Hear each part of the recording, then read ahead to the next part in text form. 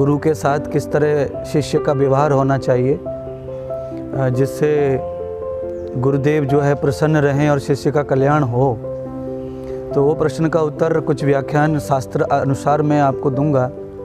जिन्होंने भी ये प्रश्न पूछा है उनको ये दिव्य सत्संग के माध्यम से उनके सवाल का हल मिलेगा और समाधान होगा बुद्धि का, विचारों का।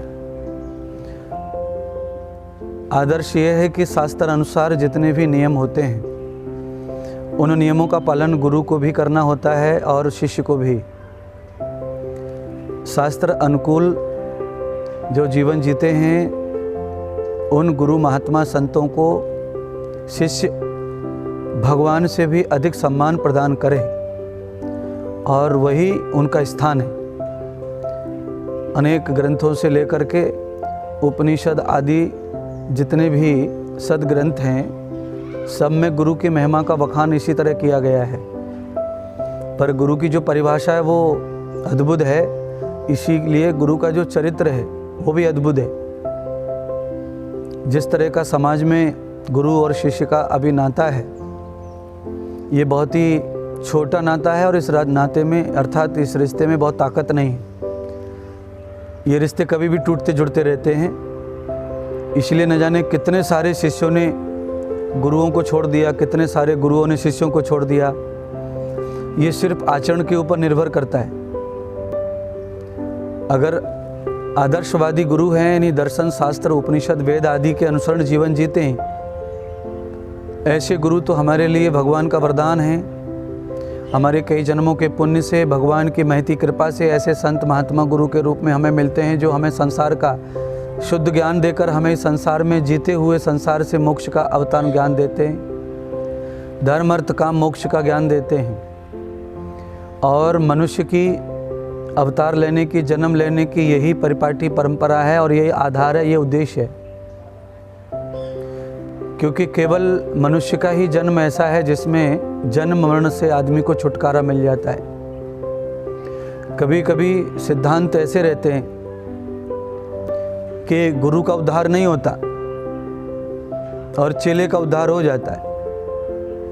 क्योंकि डॉक्टर हमने देखा है, डॉक्टर बीमारी से मरते हमने देखे हैं और डॉक्टरों ने पेशेंट को बीमारी से मरते हुए बचाया है। जैसे डॉक्टर खुद बीमारी से मर जाता है और बहुत पेशेंट्स को बचा देता है बीमारी से, वैसे ही गुरु और शिष्य का बिल्कुल ऐसा ही होता है। मातंग ऋषि जो है उन्होंने कहा था कि मुझे गति नहीं होगी क्योंकि मेरी तपस्या नहीं है उतनी, और अपनी जो शिष्य सबरी थी उनको उन्होंने वरदान दिया था कि तुझे गति होगी और भगवान स्वयं तेरे द्वार आएंगे और तुझे दर्शन देंगे, भेंट करेंगे और तुझे भक्ति प्रदान करेंगे। वो सत्य हुआ क्योंकि गुरु उनके इतने आचरणवान या तपस्वी नहीं थे, पर उन्होंने सबरी को आश्रय दिया था अपने आश्रम में। इस हेतु उनके पवित्र रिश्ते की वजह से उन्होंने सबरी को कहा था कि मैं तेरी गति, तुझे ज्ञान नहीं दे पाया ज़्यादा, पर तेरी भक्ति, जिस तरह तू गुरु का आचरण करती है, आदर्श पालती है, उसका फल यह है कि भगवान राम तेरे द्वार आएंगे और तेरा भोग, तेरा प्रसाद लेंगे, तुझे भक्ति का उपदेश देंगे। वो घटना घटी। मातंग ऋषि का वचन सत्य हुआ। बिल्कुल ऐसे ही गुरु का वचन जो है वो सत्य होता है। पर चेला, शिष्य, विद्यार्थी जो भी है वो आदर्श भोगी होना चाहिए। गुरु ने जो वचन बोल दिया उसके लिए तन मन धन सब बारी हो जाए, सब नष्ट हो जाए, हमारे सब धर्म गुरु के चरणों में अर्पण हो जाएं, तो फिर आपका निश्चित कल्याण होगा। और यही आदर्श है गुरु के प्रति। एक बार भगवान के चरणों में जब हम जाते हैं तो वहाँ पे हम धर्म नहीं ढूंढते।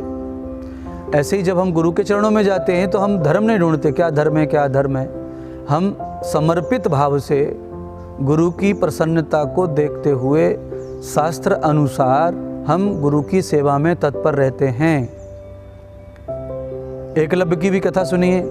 वो तो गुरुजी ने स्वीकार नहीं किया था एकलव्य को, पर एकलव्य ने शिष्य होने का सही धर्म निभाया था। तन मन धन का जो धर्म है वो निभाया और गुरु के आदर्श का पालन किया। भले ही गुरु ने नहीं स्वीकार किया, पर आदर्श जो रहते वो फल देते। द्रोणाचार्य का जो आदर्श था, उनका जो ज्ञान था, वो सब लिया उसने। और उसी फॉर्मूले से साधना की, अभ्यास किया। जो अर्जुन को आया वही उनको आ गया, क्योंकि आचरणहीनो न पुनन्तु वेदः। जो आचरण करते नहीं हैं, आदर्श मानते नहीं हैं, विचार मानते नहीं हैं, आज्ञा मानते नहीं हैं, उनको गुरु के शरीर से लिपट के सोने से भी कोई फल नहीं मिलेगा। और जो आदर्श मानते हैं वो गुरु जी के पास रहें न रहें, उनको वो फल प्राप्त होगा। इसीलिए गुरु जी के साथ व्यवहार नहीं करना होता है, भगवान के साथ व्यवहार नहीं करना होता है, माता पिता के साथ व्यवहार नहीं करना होता है, उनके आदेश का पालन करना ही हमारा व्यवहार है। वो क्या आदेश कर सकते हैं ये उन पर डिपेंड करता है। आपकी तरफ से आदेश पालन करने की नियुक्ति और समर्पण तुम में होना चाहिए, तो आप एक अच्छे शिष्य, एक अच्छे गुरु के सेवक, एक अच्छे गुरु के भक्त, एक अच्छे गुरु के आज्ञा पालक आप बन सकते हैं। आदेश, सिर्फ आदेश, इतना ही जो गुरु के मुख से सुनता है, आज्ञा करें, यही शब्द हैं और उसी पर शिष्य चलता है, तो फिर वो परिपक्व होकर के मुक्ति को प्राप्त होता है, गति को प्राप्त होता है। और सामान्य रूप में अगर गुरु उस तरह के नहीं है तो सामान्य रूप में आप व्यवहार कर सकते हैं। जैसा गुरु व्यवहार कर रहा है वैसा तुम भी कर सकते हैं। उनका व्यवहार उचित नहीं, अनुचित है, तुम्हें अच्छा नहीं लग रहा है तो आप भी अच्छा मत करो, छोड़ दो, चले जाओ, जहाँ अच्छा लगे वहाँ करो। हर गुरु भक्ति करनी है तो फिर उसमें व्यवहार नहीं हो सकता है, उसमें सिर्फ आदेश का पालन करना पड़ेगा, तो ही गुरु भक्ति होगी। भगवान की आज्ञा का पालन करना ही भगवान की भक्ति है, बल्कि राम नाम जपना, फूल चढ़ाना, ये भक्ति भगवान की नहीं है। ये तो भगवान से उर्ण होने के लिए भगवान की प्रशंसा है, उनके नाम का स्मरण आदि। आदमी आदेश का पालन करे, प्रभु की आज्ञा में रहे, तो भगवान का सच्चा भक्त, सच्चा सखा, सच्चा मित्र और भगवान के प्रसाद का अधिकारी बनता है। तो जिसने भी ये प्रश्न पूछे हैं उनके लिए एक ही आदेश है, एक ही आज्ञा है शास्त्र की, कि गुरु आदेश में जीने की कल्पना अगर आपकी है तो ही आप गुरु के साथ सेवा का भाव रख सकते हैं, तो ही आपकी सेवा स्वीकार भी होती, तो ही सफल होगी। आप अपने अनुसार अगर कुछ कर्म करते हैं, करने योग्य है नहीं है, वो सोच के करते हैं, तो फिर आप गुरु भक्त है नहीं, फिर आप बुद्धि भक्त हैं। क्योंकि भक्ति जो रहती है वो बुद्धि से होती नहीं, ऐसा शास्त्र कहता है। दिल से, समर्पण भाव से, गुरुजी ने अच्छा कहा, बुरा कहा, क्या करने को कहा, वो विषय समाप्त होना, बुद्धि में कोई विचार नहीं होना। जब आप समर्पित भाव से उस तरह का व्यवहार करते हैं तो फिर आपको कभी ये दोबारा नहीं शंका आएगी कि गुरुजी के साथ उनकी प्रसन्नता के लिए कैसा व्यवहार करना चाहिए, जिससे गुरु का भी सुख बढ़े, आनंद बढ़े और गुरु का चेला का कल्याण होवे। तो व्यवहार के रूप में तो अलग सामान्य बातें होती हैं, उनकी आज्ञा का पालन करना, समय पर उनकी ज़रूरतों को भी समझना, यह भी एक गुरु की सेवा है।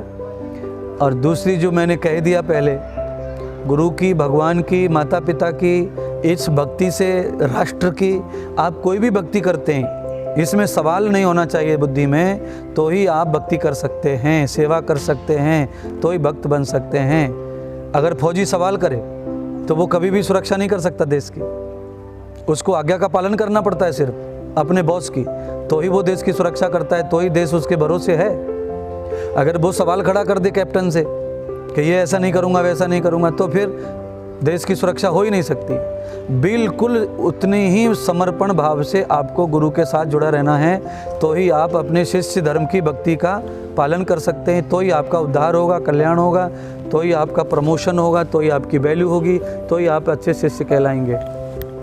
मुझे लगता है आपको पसंद आएगा ये वीडियो और ये उपदेश, और आप कोशिश करेंगे कि आप भक्ति सीख गए होंगे, सेवा सीख गए होंगे गुरु की। तो समर्पण जिसमें शंका ही नहीं है, गुरुजी जो कह रहे हैं, जो आज्ञा है वो सिर्फ और सिर्फ उनकी आज्ञा है, उसके लिए मौत क्यों ना आ जाए, वहाँ तक जो सोचता है वही गुरु की समर्पण भक्ति, भगवान की समर्पण भक्ति, राष्ट्र की समर्पण भक्ति कर पाता है, माता पिता आदि की भी समर्पण भक्ति कर पाता है।